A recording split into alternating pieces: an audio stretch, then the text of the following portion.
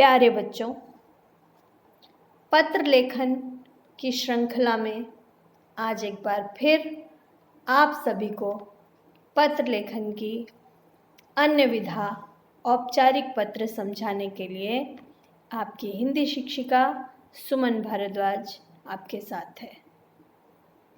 बच्चों, जैसा कि मैंने पिछले वीडियो में बताया था कि पत्र के दो प्रकार होते हैं, अनौपचारिक पत्र जिसे आप व्यक्तिगत पत्र भी कहते हैं और औपचारिक। आज हम बात करेंगे औपचारिक पत्र के मुख्य बिंदुओं की। जैसा कि आपको पता है कि पत्र लेखन सूचनाओं के आदान प्रदान का एक व्यक्तिगत एवं सामान्य सा माध्यम है। यह एक ऐसी कला है जिसके माध्यम से लेखक के व्यक्तित्व का ज्ञान होता है। और औपचारिक पत्र, उनकी विशेष बात ये होती है कि ये पत्र व्यवसाय हेतु व्यापारियों, कार्यालयों के कामकाज हेतु कार्यालय, कंपनी एवं प्रकाशन आदि के कामकाज में भी सहायक सिद्ध होते हैं। जैसा कि पहले भी पता है कि पत्र दो प्रकार के हैं। आप पढ़ते आए हैं, शुरू से आप पत्र लेखन की विधा सीखते आए हैं और इसके अंतर्गत आप जानते हैं कि पत्र दो प्रकार के होते हैं। आज हम औपचारिक पत्र की बात कर रहे हैं, तो इसके अंतर्गत मैं आपको बताना चाहूँगी कि औपचारिक पत्र के अंतर्गत आवेदन पत्र, जिन्हें हम प्रार्थना पत्र भी कहते हैं, व्यावसायिक पत्र जिनके अंतर्गत शिकायती पत्र भी होते हैं, संपादक को पत्र या फिर किसी भी कार्यालयीय पत्र का समावेश होता है। किसी विशेष अवसर पर किसी कार्यालय को लिखे जाने वाले पत्र भी औपचारिक पत्र के अंतर्गत आते हैं। अब सबसे बड़ी बात ये होती है कि औपचारिक पत्र की पहचान क्या है। अक्सर आप सभी ऐसी गलतियां करते हैं कि औपचारिक पत्र लिखने को कहा जाता है तो अनौपचारिक लिख देते हैं, अनौपचारिक पत्र लिखने को कहा जाता है तो औपचारिक लिख देते हैं, और ये बहुत बड़ी गलती होती है। इसका कोई भी इसकी माफ़ी नहीं है। यदि आपने औपचारिक पत्र की जगह अनौपचारिक लिख दिया या अनौपचारिक पत्र की जगह औपचारिक पत्र लिख दिया तो आपको अंकों के नाम पर सिर्फ 0 ही मिलेगा। परंतु यदि आप थोड़ा सा ध्यान देंगे तो आप बहुत आसानी से समझ पाएंगे कि ये पत्र कौन सा है, औपचारिक पत्र की क्या पहचान है और अनौपचारिक पत्र की क्या पहचान है। तो आज हम बात करते हैं औपचारिक पत्र की पहचान की। औपचारिक पत्र, सबसे पहले ये जान लीजिए कि सरकारी, अर्ध सरकारी एवं व्यावसायिक उद्देश्यों से लिखे जाते हैं। यानी कि यहाँ पर कोई रिश्ते नाते संबंधियों का कोई काम नहीं है। ये केवल और केवल वहाँ लिखे जाते हैं जहाँ हमें फॉर्मेलिटी दिखानी है। औपचारिक पत्र को फॉर्मल लेटर भी कहते हैं। और फॉर्मल लेटर का मतलब क्या हुआ? फॉर्मल नाम से पता लग रहा है कि जहाँ फॉर्मेलिटी दिखानी है। घर के संबंधियों को, रिश्तेदारों के सामने आप फॉर्मेलिटी नहीं दिखाते ना, इसीलिए जिनके आगे हम फॉर्मेलिटी करेंगे वही औपचारिक हो गए। इन पत्रों में निजी भावनाओं एवं आत्मीयता भरे शब्दों का कोई स्थान नहीं होता, क्योंकि यहाँ पर जो प्रोफेशनल वर्ड होता है, जो व्यावसायिक क्षेत्र होते हैं, वहाँ पर आप अपनी प्रेम भरी भावनाएं, अपनी आत्मीयता नहीं झलका सकते, क्योंकि आपका उन लोगों से कोई संबंध नहीं होता। आप वहाँ पूरी तरह से औपचारिक भाषा का प्रयोग करते हैं। इसलिए इन पत्रों की भाषा पूर्णतया औपचारिक होती है। इन पत्रों की भाषा प्रभावी, संक्षिप्त एवं विषयानुरूप होती है। जैसा कि आपने जाना कि अनौपचारिक पत्र में आप अपनी बात को बढ़ा चढ़ाकर अपने भावों की प्रधानता को दिखा सकते हैं, परंतु औपचारिक पत्र में ऐसा नहीं होता। औपचारिक पत्र में आपको गागर में सागर भरनी होती है। अर्थात गागर में सागर का अर्थ आप समझ रहे हैं, कम शब्दों में मतलब की बात करना। उसी को हम कहते हैं गागर में सागर भरना। यहाँ पर मैं आपको बताऊंगी औपचारिक पत्र में प्रयोग किए जाने वाले कुछ संबंधित शब्दों की तालिका के बारे में। अब पत्र के प्रकार क्या हो गए? औपचारिक पत्र। ये देखिए, एक तरफ लिखा है औपचारिक पत्र का प्रारूप और दूसरी तरफ लिखा है औपचारिक पत्र में प्रयोग किए जाने वाले कुछ मुख्य संबंधित शब्दों की तालिका। पत्र के प्रकार हैं औपचारिक पत्र, ठीक है। अब औपचारिक पत्र में कौन कौन से पत्र आते हैं? प्रार्थना पत्र आते हैं, आवेदन पत्र आते हैं, व्यावसायिक पत्र आते हैं, शिकायती पत्र आते हैं, कार्यालयी पत्र और किसी संपादक को अगर पत्र लिख रहे हैं वो भी, और अवसर विशेष पर लिखे जाने वाले पत्र भी औपचारिक पत्र के अंतर्गत आते हैं। अब हम पत्र लिखते किसको हैं? किसी अधिकारी को लिखेंगे, क्योंकि ये कार्यालय को लिखेंगे, किसी विद्यालय के प्रधानाचार्य को लिख सकते हैं, किसी संस्था के अध्यक्ष को लिख सकते हैं, किसी समाचार पत्र या पत्रिका के संपादक को पत्र लिख सकते हैं, पोस्ट मास्टर को लिख सकते हैं, या कोई भी ऐसा प्रबंधक आदि पद जिसे हम पत्र लिख सकते हैं। मान लीजिए आप किसी बैंक में खाता खोलना चाहते हैं तो बैंक के प्रबंधक को पत्र लिख सकते हैं। तो इस प्रकार जिस दफ्तर में, जिस कार्यालय के सर्वश्रेष्ठ सर्वोच्च पद पर आसीन अधिकारी को आपने पत्र लिखना है तो उनके नाम का संबंध आप लिखेंगे। अब उन्हें संबोधन क्या देंगे आप उन अधिकारी को? यदि वो पुरुष हैं तो माननीय लिख सकते हैं, महोदय लिख सकते हैं, श्रीमान लिख सकते हैं, मान्यवर लिख सकते हैं। परंतु यदि वे अधिकारी स्त्री हैं, महिला हैं, तो आप उन्हें माननीया या महोदया के नाम से संबोधित कर सकते हैं। जहाँ पर संबोधन लिखा जाता है वहाँ संबोधन की जगह आप माननीय महोदय या माननीया महोदया लिख सकते हैं। उसी प्रकार आपका पत्र समाप्त होने पर समापन की औपचारिकता वाले शब्द हो सकते हैं भवदीय निवेदक। जैसे आप अनौपचारिक पत्र में समापन में लिखते हैं कि आपका आज्ञाकारी पुत्र, आपकी आज्ञाकारी पुत्री, उसी प्रकार आप समापन की औपचारिकता वाले शब्दों के स्थान पर भवदीय, निवेदक, प्रार्थी लिख सकते हैं यदि आप पुरुष हैं। उसी प्रकार यदि पत्र लिखने वाला स्त्री है, महिला है, तो वो भवदीय की जगह भवदिया लिख सकती हैं, निवेदिका लिख सकती हैं, प्रार्थिनी लिख सकती हैं। तो इस प्रकार प्रेषक यदि महिला है तो वो भवदीय के स्थान पर भवदिया लिख सकते हैं। प्रेषक का नाम एवं पता। अब हम बात करते हैं औपचारिक पत्र के प्रारूप की, जिसका पत्र में सबसे अधिक महत्व होता है। यदि आपका प्रारूप सही है और किसी कारण से आपकी भाषा में कुछ कमी रह गई है, तब भी प्रश्न पत्र में आपके सही प्रारूप के लिए आपको आधे अंक अवश्य मिलते हैं। ये एक बहुत ही महत्वपूर्ण बात मैं आपको बताने जा रही हूँ। इसलिए मेरा सारा ध्यान इस बात पर रहता है कि आप सभी बच्चों को पत्र का प्रारूप सही ढंग से याद हो जाए।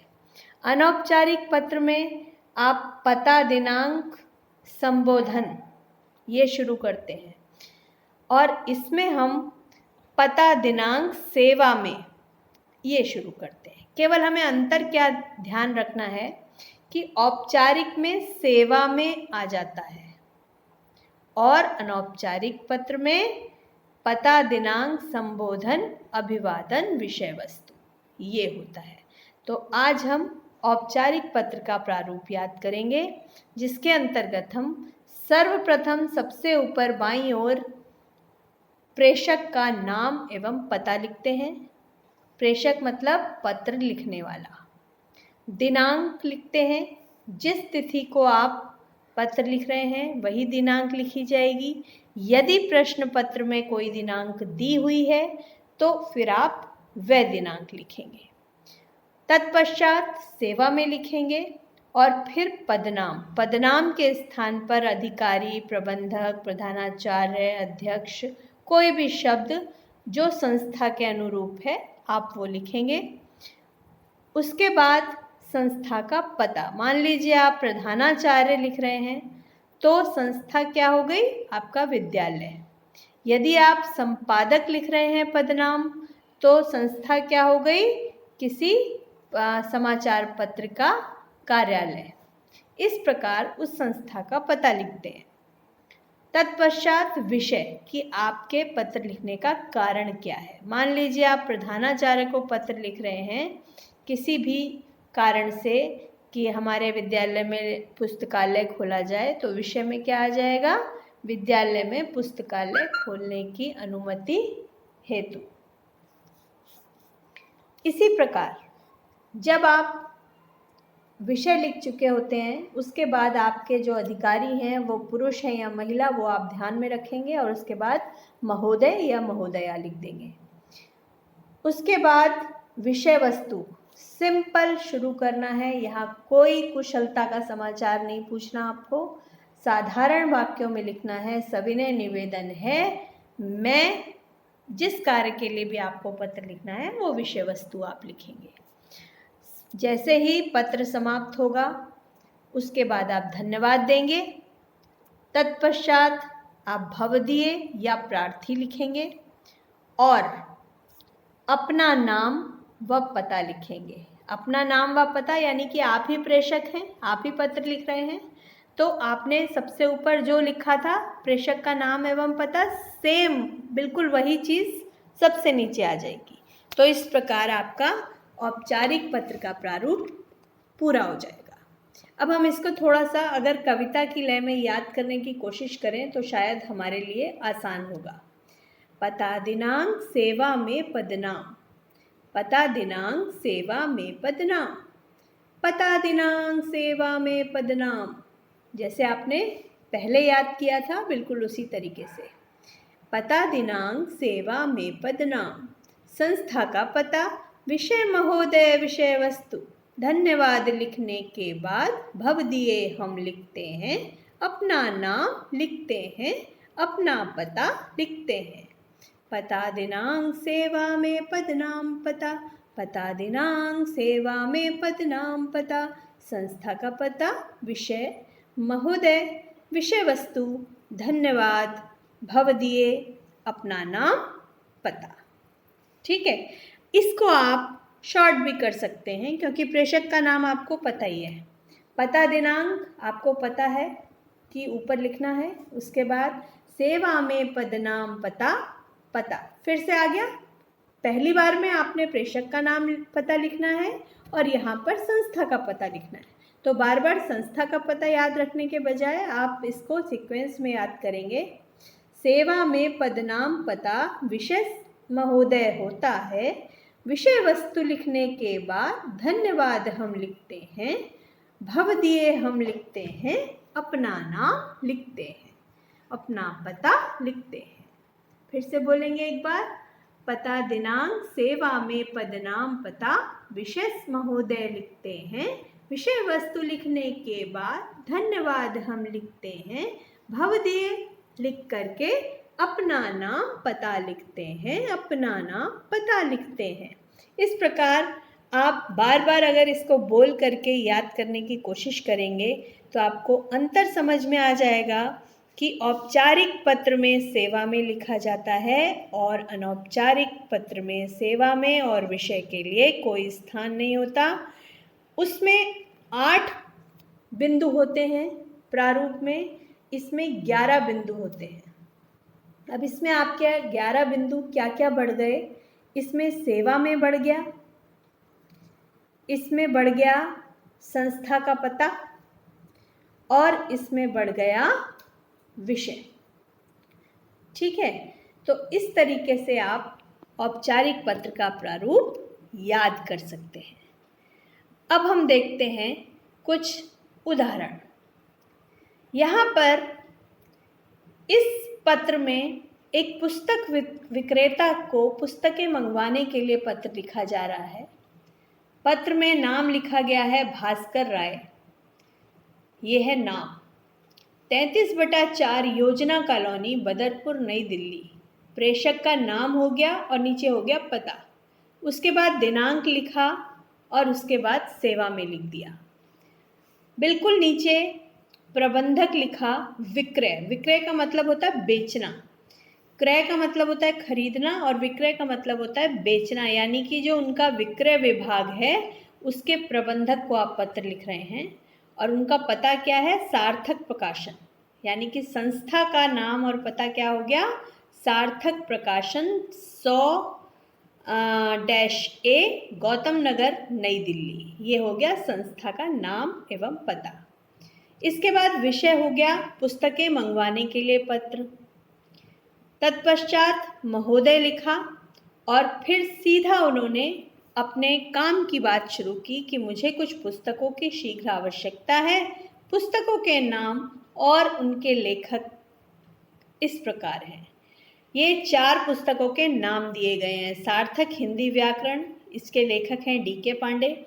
हितोपदेश की शिक्षाप्रद कहानियाँ, डॉक्टर हरिवंश अनेजा।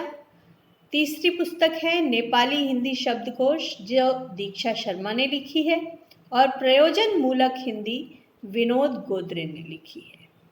कृपया उपर्युक्त पुस्तकों की एक एक प्रति मुझे VPP से भिजवाने की कृपा करें। VPP एक मोड ऑफ ट्रांसपोर्ट है, वहाँ पर डाकखाने से इसको भेजा जाता है।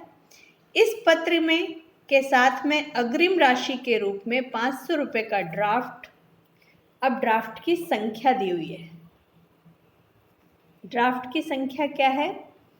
12,879।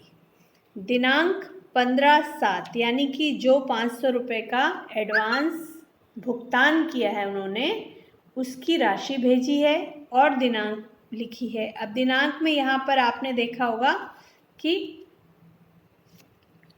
20 और XX लिखा हुआ है, यानी कि कोई भी डेट आप यहाँ पर लिख सकते हैं। शेष राशि VPP मिलते ही चुका दूंगा। इस प्रकार उन्होंने अपनी बात पूरी की। नीचे लिखा भवदीय और पुनः उन्होंने अपना नाम, जो कि सबसे ऊपर लिखा था भास्कर राय, वो लिख दिया। इस तरह ये पत्र पूर्ण हो गया। इसकी सहायता से आप दूसरा पत्र भी पढ़ेंगे और आपको समझ में आएगा कि इसमें क्या करना है। आजकल पत्र के प्रारूप 2 भी हो जाते हैं। समय के साथ साथ प्रारूप बदलते भी रहते हैं, परंतु परंपरा से चला आ रहा और नया प्रारूप दोनों ही मान्य हैं, इसलिए घबराने की आवश्यकता नहीं। पत्र के प्रारूप का ध्यान रखें और पत्र लिखने का निरंतर अभ्यास करें। नए नए विषय ढूंढते रहें और पत्र लेखन का अभ्यास करें। इसी के साथ सब खुश रहें, स्वस्थ रहें, सुरक्षित रहें और पत्र लेखन का अभ्यास करते रहें। धन्यवाद।